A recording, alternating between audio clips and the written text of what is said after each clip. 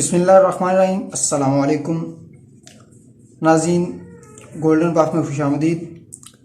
ناظرین، آج ہم اردو گرامر کا ایک نیا سلسلہ شروع کرنے جا رہے ہیں، جس کا پہلا سبق آج پیش کیا جائے گا۔ سب سے پہلے بات کر لیتے ہیں کہ اردو گرامر ہے کیا۔ اردو گرامر سے مراد اصولوں اور قوانین ہیں۔ ناظرین، کسی بھی زبان کی بنیادی اکائی اس کے اصول اور قواعد ہیں۔ زبان پہلے وضع ہوتی ہے اور قواعد بعد میں، لیکن زبان سے پوری واقفیت حاصل کرنے کے لیے قواعد زبان سے آگاہی ضروری ہے، جن سے ہم اس زبان کو درست طریقے سے سیکھ سکتے ہیں۔ یہ حقیقت آپ پر اچھی طرح واضح ہے کہ زبان کو درست طریقے سے سمجھنے، لکھنے اور بولنے کے لیے گرامر پڑھنا بہت ضروری ہے۔ گرامر ہی زبان کے سلسلہ میں آپ کو سلسلہ وار اصول بتاتی ہے، اور سب سے پہلا جو کسی بھی زبان کا جو یونٹ ہے، اکائی ہے، وہ حرف ہوتی ہے۔ اب اردو میں الف سے لے کر یہ تک تمام حروف ہیں، مثلا بے، جیم، دال، کاف، یہ سب جو ہیں وہ حروف ہیں، اور حروف مل کر جو ہے وہ الفاظ بنا دیتے ہیں۔ اب دو حرف ملیں گے، جیسے غین اور میم، غم بن جائے گا، اور اسی طرح حروف مل کر جو ہے وہ لفظ بنا دیتے ہیں۔ تو سامنے جو چارٹ ہے، سب سے پہلے لفظ، پہلے اس کو سمجھ لیں، اس کی اقسام کو، پھر بعد میں ان کے بارے میں بات کرتے ہیں۔ لفظ کے آگے لفظ کی دو قسمیں ہیں، ایک کلمہ ہے اور ایک محمل ہے، اور کلمہ کے آگے مزید تین اقسام ہیں، اسم، فعل اور حرف۔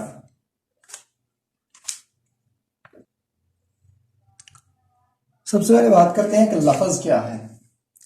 اب جب ہم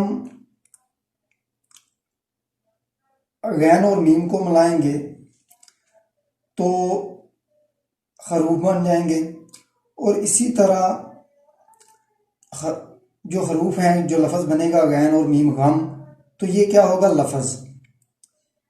یعنی کہ ہم کہہ سکتے ہیں کہ حروف کو اکٹھا کر کے لکھا یا پڑھا جائے تو لفظ بن جاتے ہیں، یا پھر انسان کے منہ سے بولتے وقت جو کچھ نکلتا ہے اسے لفظ کہتے ہیں۔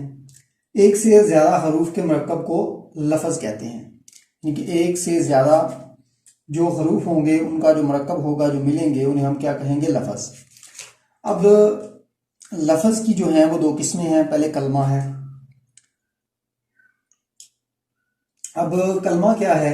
وہ لفظ جس کے سننے سے کچھ معنی سمجھ میں آ جائیں، مثلا روٹی، پانی، چائے، اور اس سے پتہ چلتا ہے کہ ان الفاظ کا تعلق کھانے پینے کی اشیاء سے ہے، تو وہ کیا ہے؟ کلمہ ہے۔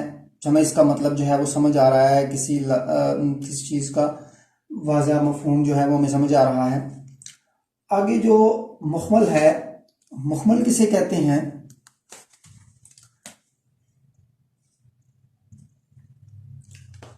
مخمل وہ لفظ ہے جو بے معنی ہوں اور سننے میں ان کا کچھ مطلب سمجھ نہ آئے، مثلا پانی وانی ہے، روٹی ووٹی۔ اب پانی کا تو سمجھ آتا ہے، اب وانی کیا ہے یہ اس کا کچھ سمجھ نہیں آتا، اور اسی طرح روٹی جو ہے اس کا بھی سمجھ آتا ہے، لیکن ووٹی جو ہے وہ اس کا کو معنی سمجھ نہیں آتا۔ یہاں پانی کے ساتھ وانی اور روٹی کے ساتھ ووٹی بے معنی لفظ ہیں، ان الفاظ کو ہم مخمل کہتے ہیں، اور ان کا تعلق گرامر سے بالکل نہیں ہے۔ اب آگے آ جاتے ہیں، کلمہ کی تین اقسام ہیں، اسم، فعل اور حرف۔ اب اسم کیا ہے؟ اسم کے جو معنی ہیں وہ ہیں نام کے۔ اسم کے معنی، اسم کے جو معنی ہیں وہ ہیں نام، کسی کا نام ہو، یا وہ کلمہ جو کسی شخص، جگہ، چیز، مقام، تصور یا کیفیت کا نام ہو، جس میں زمانہ اور کام بیک وقت دونوں موجود نہ ہوں، اگر ایک ہو تو دوسرا نہ ہو، ہم اسے کیا کہیں گے؟ اسم۔ مثال کے طور پر کوئی شہر ہے، ایئرپورٹ، محمد علی، اسی طرح لاہور، کراچی، ریلوے اسٹیشن وغیرہ، یہ سارے کیا ہیں؟ اسم ہیں، نام ہیں، یعنی کہ کسی چیز کا نام ہے، جگہ، چیز، مقام یا تصور، کسی کا بھی جو نام ہوگا ہم اسے اسم کہیں گے۔ اب فعل کے معنی کیا ہیں؟ فعل کے معنی ہیں کام کے ہیں۔ اب کام، فعل کیا ہے؟ فعل کے معنی کام کے ہیں، یا فعل جس میں کسی کام کا کرنا، ہونا یا سہنا پایا جائے، اس میں کام اور زمانہ دونوں موجود ہوں، کام بھی موجود ہو اور زمانہ، یہ بھی ہمیں پتہ چلے کہ یہ جو کام ہے کب واقع ہوا، تو یہ فعل ہو گیا۔ مثلا دوڑنا ایک فعل ہے، اسی طرح لکھنا یہ بھی ایک فعل ہے۔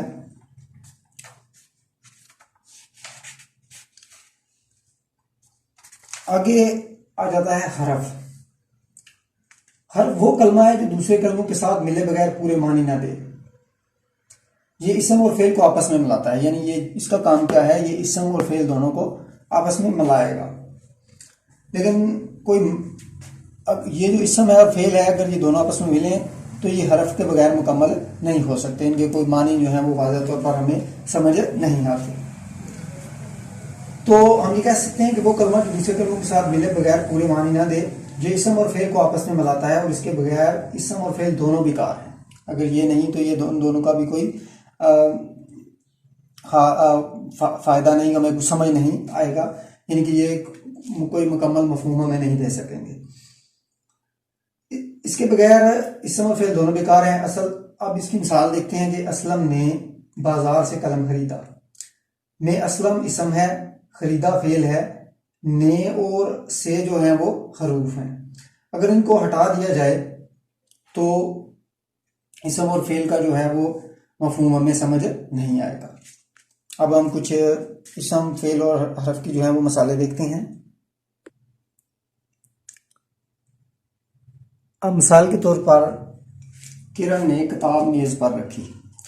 اب اس میں کرن جو ہے وہ اسم ہے، نام ہے۔ اب نے جو ہے وہ حرف ہے، کتاب بھی اسم ہے، میز بھی اسم ہے، آگے پر جو ہے وہ حرف ہے اور رکھی فعل ہے۔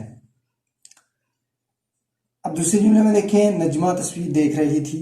اب نجمہ جو ہے اسم ہے، تصویر بھی اسم ہے، اور دیکھ رہی تھی فعل ہے۔ اب اسی طرح سلمان کو کرکٹ سے دلچسپی ہے۔ اب سلمان جو ہے وہ اسم ہے، کو حرف ہے، کرکٹ جو ہے وہ بھی اسم ہے، اور سے جو ہے حرف ہے، اور دلچسپی ہے فعل ہے۔ اب آپ دیکھیں کہ پہلے جملے میں کرن، اگر ہم جو حرف نکال دیں یہاں سے، نے اور پر نکال دیں، تو اس کا جو مفہوم ہمیں سمجھ نہیں آئے گا۔ تو کیا بنے گا یہ کہ کرن کتاب میز رکھی۔ اب اس کا مفہوم ہمیں جو ہے وہ سمجھ نہیں آئے گا۔ تو حرف جو ہیں وہ بھی ایک سمجھ لیں کہ جملے میں، کلمے میں ایک ریڑھ کی ہڈی کی حیثیت رکھتے ہیں۔ آج کا سبق اتنا ہی۔ آگے ہم اسم کی اقسام کے بارے میں اگلی ویڈیو میں بات کریں گے۔ اس سے پہلے ہم نے اردو املا کی ویڈیوز اپلوڈ کی تھیں، جس کو آپ لوگوں نے بہت پسند کیا اور دیکھا، تو اس کے لیے گولڈن باف جو ہے وہ آپ کا شکر گزار ہے۔ آپ ہمارے چینل کو سبسکرائب کریں اور زیادہ سے زیادہ شیئر کریں تاکہ یہ جو علم کا سلسلہ ہے وہ جاری رہے۔ ویڈیو دیکھنے کا شکریہ۔ اللہ حافظ۔